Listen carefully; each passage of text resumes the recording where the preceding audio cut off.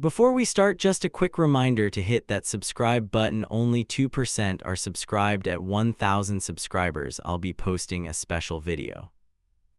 I shove the apartment keys across the table. I am Alex, 27, and my throat locks. She watches the middle slide, jaw tight, knuckles white. Tell me why, she says, barely moving. The room hums and my pulse gets louder. I reach for water, miss, and tap the glass.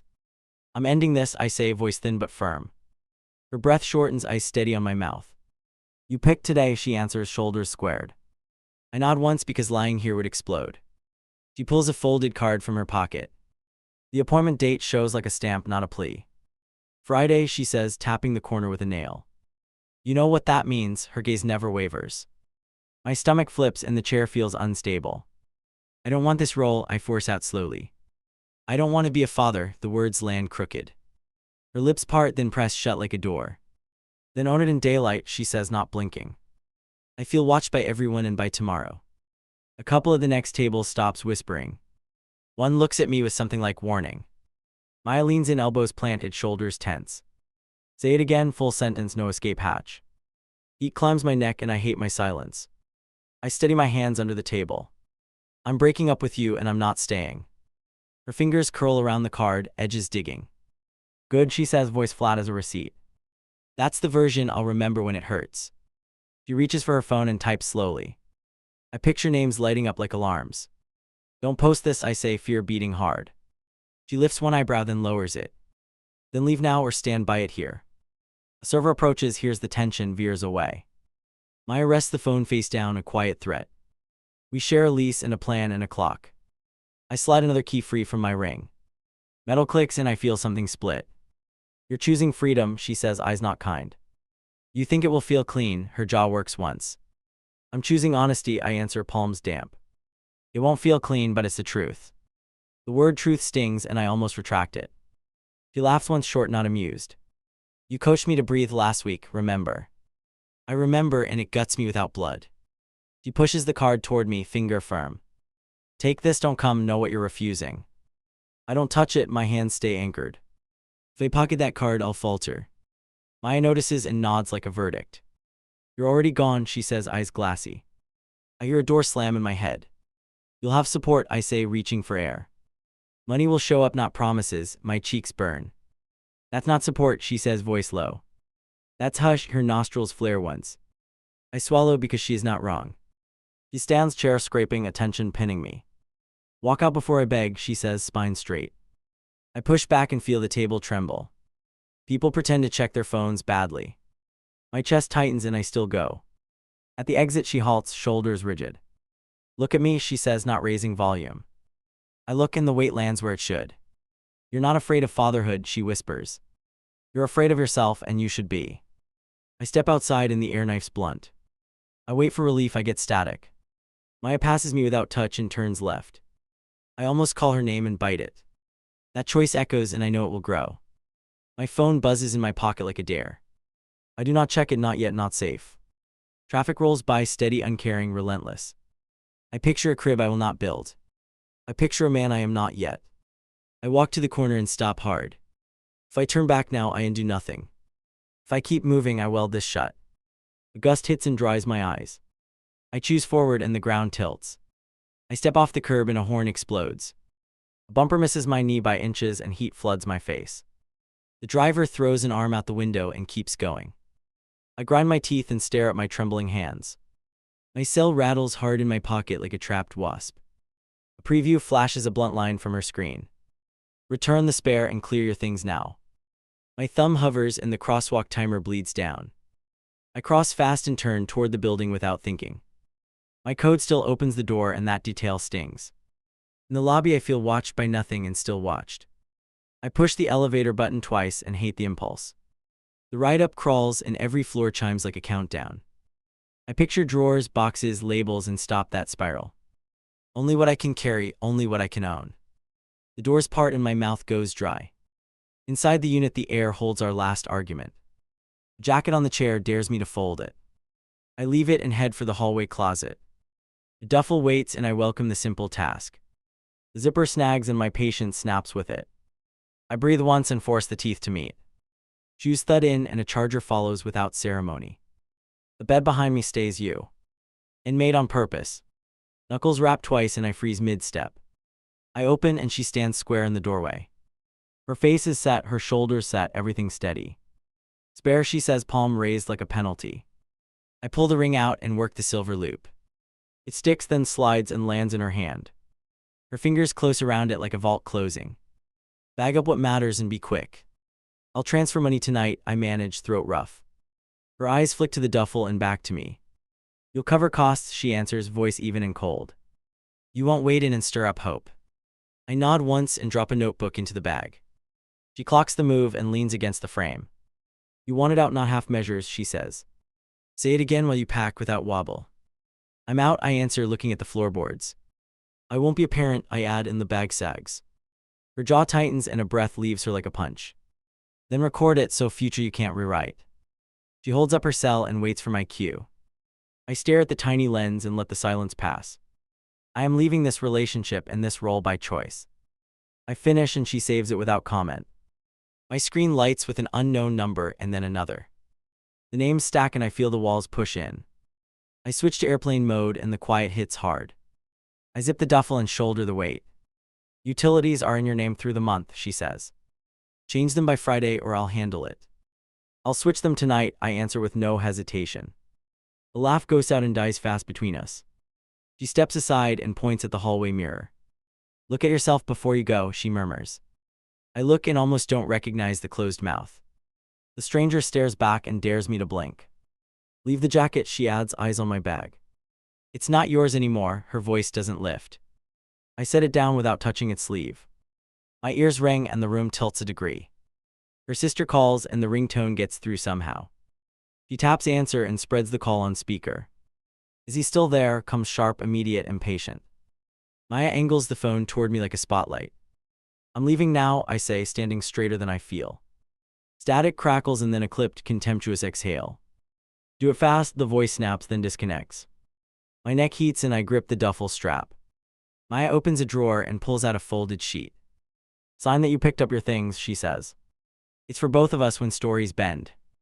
I sign with a blunt pen and hand it back. She studies the signature and tucks the page away.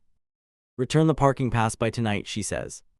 I pat my pocket and feel the stiff plastic shape. I place it on the counter and step back. We stand in a standoff that lasts 3 slow heartbeats. She breaks it first with a nod that feels official. You're going to hear a heartbeat soon, she says. You won't be ready for the noise. I move to the door and my palm sweats on the knob. Do you need anything carried? Slips out before I can stop it.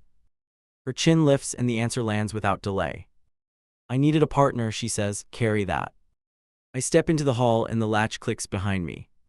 The corridor smells like cleaner and that detail matters. It means someone just erased something and left a shine. I shoulder the bag higher and head for the stairs. On the first landing I pause because my chest tightens. Not from the climb, from the recording we just made. I feel that file like a lock I built and sealed. I keep walking because stopping would split me open. Outside, a message pushes through even with airplane mode on. Emergency override from the clinic with a reminder time. I stare at the alert and time bends around it. I swipe it away and it burns in memory. I reach the curb and call a rideshare with a thumb. The estimate pops up and I almost cancel on reflex. I book it and watch the car inch closer. When it arrives, I load the bag and slide in. The driver glances at me in the mirror and looks away. He senses disaster and chooses silence over gossip. The city rolls past like a bruiser who never tires. My pulse keeps time and refuses to calm. At the next light, my screen wakes again with a buzz. A transfer request waits with bold letters and a blank memo. I fill the memo with one sentence and no apology. For prenatal care and rent, then confirm. The car turns toward my brother's block and my mouth dries. I am not ready for his questions or that living room. The ride slows and I can already hear his judgment. I gather myself and prepare to walk into fire. I push through my brother's door and he blocks the hallway. His stare locks on the bag, then on my face. You did it, he says, arms crossed, voice low. Drop the act and tell me everything now. I set the bag by the wall and keep breathing. His kid peeks from the couch and vanishes behind a cushion. Not here, I say, glancing toward the kitchen. He points to the balcony like a summons. We step outside and the chill cuts fast. He waits, jaw working, eyes refusing to soften. You dilate, he says, no question, no mercy. I nod once because denial would snap this. She's pregnant, he adds, like I might have forgotten. She is, I answer, and my throat narrows. She asked for the spare, I returned it. His gaze flicks to my pocket like a judge. He pulls his phone and swipes to a screenshot. Maya's post fills the glass like a verdict. You left, I'm expecting, 6 words in a crater. Explain, he says, tapping the edge with his thumb. I won't be a dad, I force out, dry and rough. I won't fake it and wreck 2 lives. He exhales hard and leans on the rail.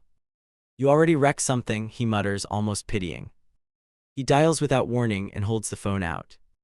Call her now, he says, eyes burning. She won't pick up for me, I say, certain. Then leave a message that owns your choice. The tone beeps and I freeze for 1 beat. Hey, I start and the wind steals the word. I transferred money, I'll stay out unless asked. I end it before I beg through static. He pockets the phone and studies my shoes. That statement sounds clean and empty, he says. Try again for a human sentence next time.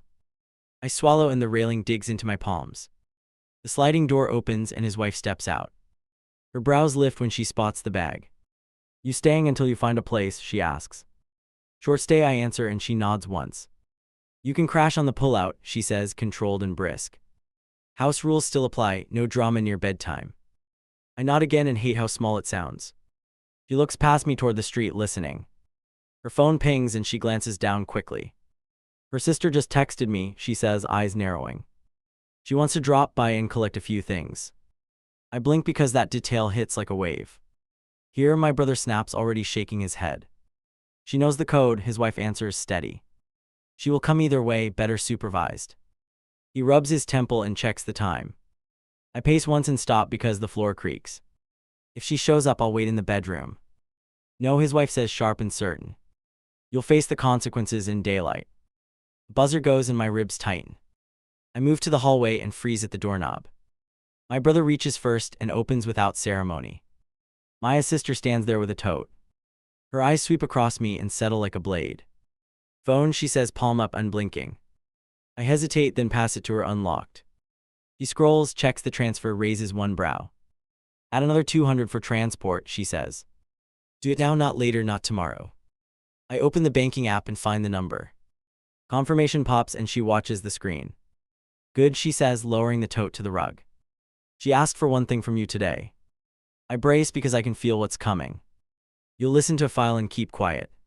She plays an audio clip, volume up, speaker clear. A soft rhythm fills the room like a drum. My chest caves and my knees nearly give. She watches me the whole time, waiting. That was this morning, she says, pocketing the phone. She wanted you to hear, even if you don't come. Words die in my mouth and won't restart. I nod because anything else would ignite. My brother shifts, arms uncrossing for the first time. He looks at me like I might understand something. Now what, he asks, not accusing, almost careful. Now I'll leave you two to finish logistics. Maya's sister pulls a document from the tote. Emergency contact, she says, handing me a pen. Medical needs only, no social candy. I write my name and number, hand shaking once.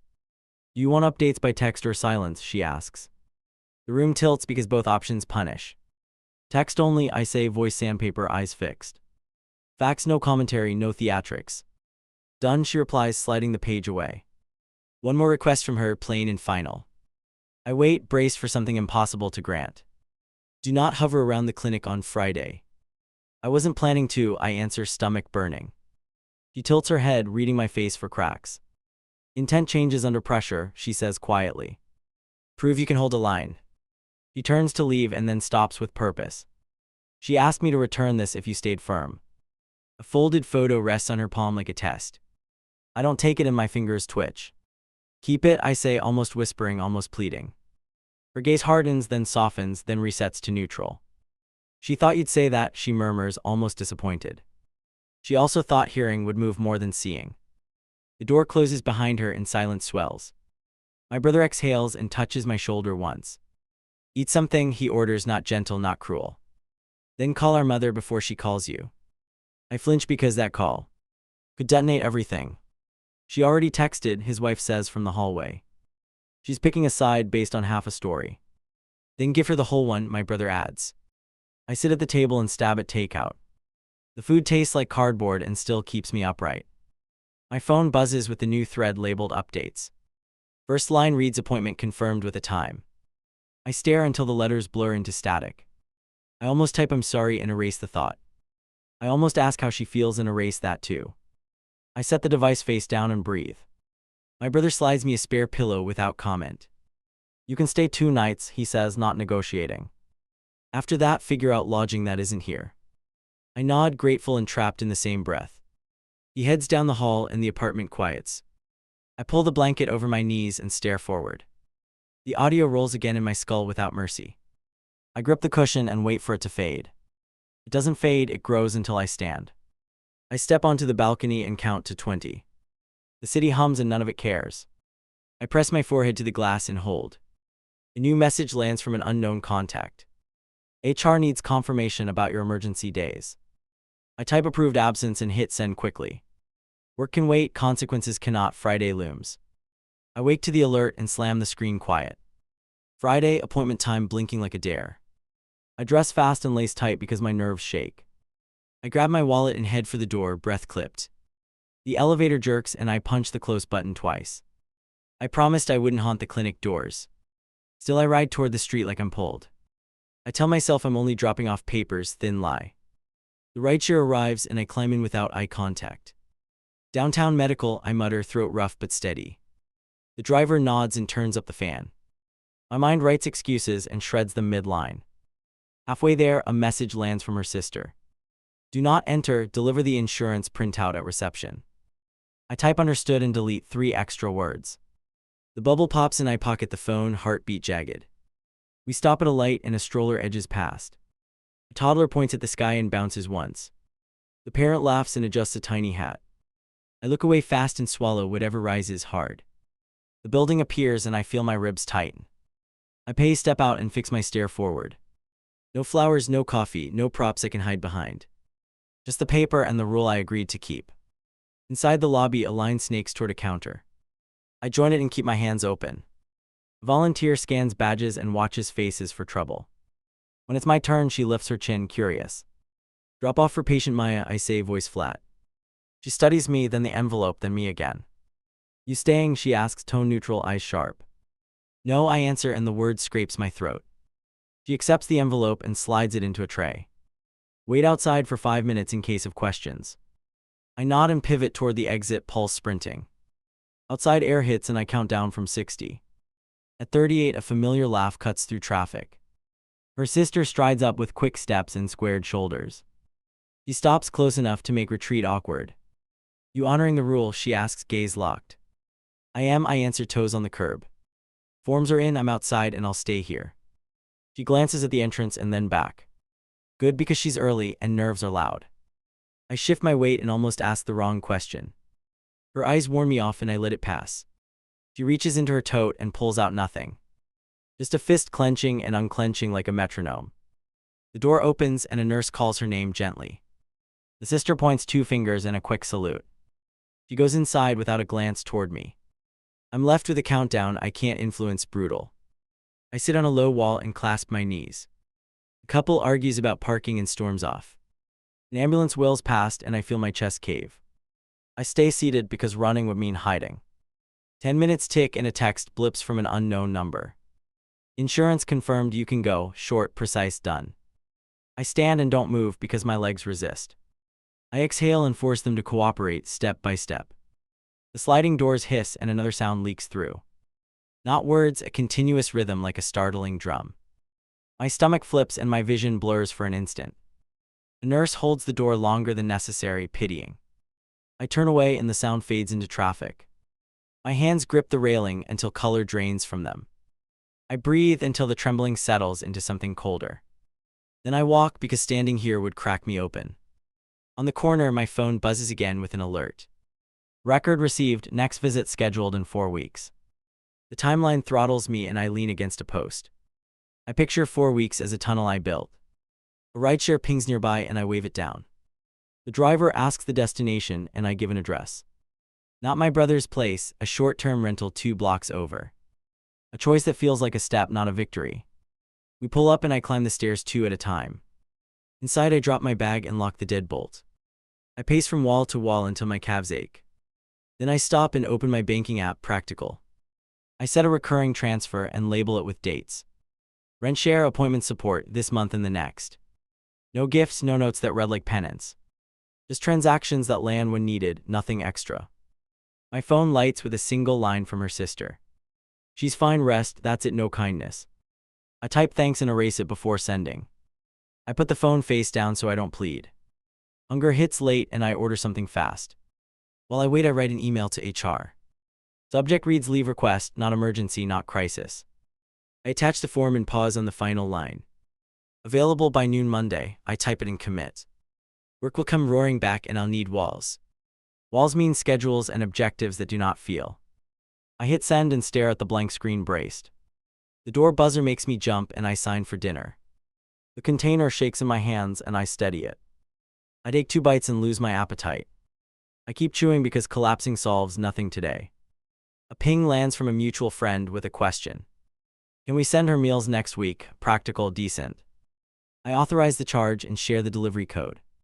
I add do not mention me and hit send. Night stretches and I watch the clock grind forward. I scroll through listings and pick a longer lease. A studio near the train, nothing fancy, nothing sentimental. Deposit paid and move enlisted for Tuesday, decisive. My brother calls once and I let it ring out. He calls again and I pick up this time. You go, he asks, voice low but taut. I followed th. You rule, I answer, she's okay. He exhales and fills the pause with a choice. You still have a couch if plans fall apart. Got a place, I reply and text him the lease. He sends a thumbs up and a single word, boundaries. After the call, I sit on the floor and listen. There's nothing to hear except my pulse and the fridge. I replay the hallway sound and almost break. I grip my wrists and whisper, hold the line. Near midnight, another message from the updates thread arrives. Discharge home in 20 minutes. I type safe trip and delete it again. Then I put the phone in a drawer and close it. I lie back and stare at the ceiling until morning. I expect relief and get a rough kind of clarity. I left, I funded what matters, I stayed outside. None of it feels noble and that's the point. My phone rings before sunrise and I answer on instinct. Are you running? My mother asks, breath tight and angry. I made a decision, I say, voice steady enough. Then face me, she replies, and the line goes dead. 10 minutes later, she knocks like she owns the door. She steps in without waiting and scans the room once. You left her while expecting, she says, eyes fixed. Say it to my face so I stop guessing. I won't be a parent, I tell her, standing square. I will send support and stay out of the home. She flinches and folds her arms across her chest. Then you'll put it in writing where it counts. She taps her screen and dials a number fast. A contact answers on speaker with a clipped greeting. Client intake, family matters, my mother says, gaze unblinking. You have 10 minutes to get here, the voice replies. We reach the office lobby and I sign a clipboard. A paralegal ushers me into a small conference room. The attorney enters and places a thin folder down. State your choice in 1 sentence, he instructs, hands clasped. I decline fatherhood and accept financial responsibility, I answer. He flips to a page and circles 2 lines. You can't decline legal status if paternity isn't contested, he says. You can define boundaries and schedule payments, that's it. He slides over a draft agreement with clear sections. Monthly transfer amount, emergency costs with receipts, communication channel only. No direct visits unless requested in writing, he adds. Sign if this reflects the reality you want. Will this make me vanish from decisions? I ask carefully. It limits you to logistics unless invited, he replies. That matches what you described in plain words. He pushes the pen toward my hand and waits. I sign the draft and my signature shakes once. He marks the page and stamps today's date. Deliver through a third party to prevent contact, he advises. Any deviation will reopen the entire arrangement. On the sidewalk, my mother studies me for a beat. Are you doing this out of fear or clarity? She asks. Clarity, I tell her, and the word feels heavy. Then live with it without theatrics, she says, turning away. I message the intermediary with a short instruction.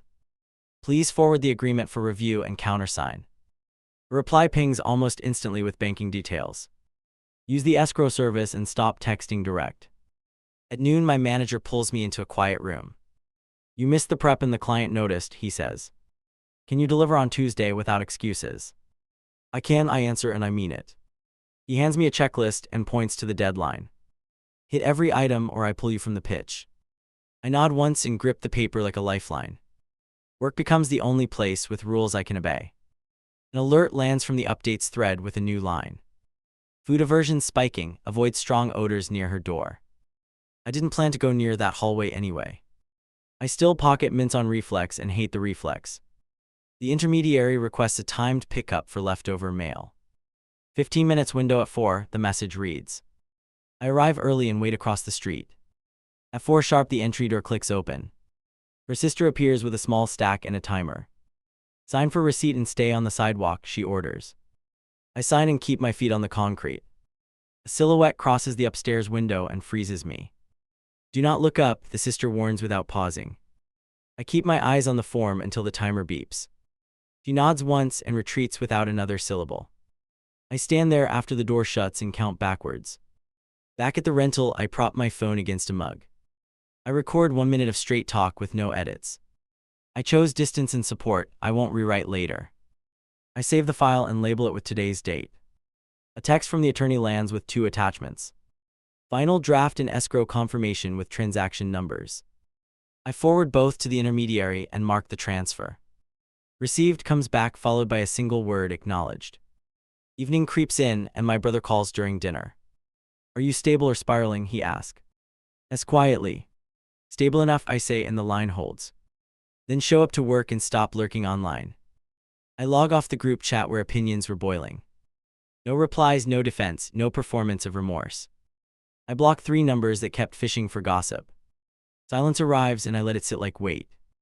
Near midnight a final message lands from the intermediary.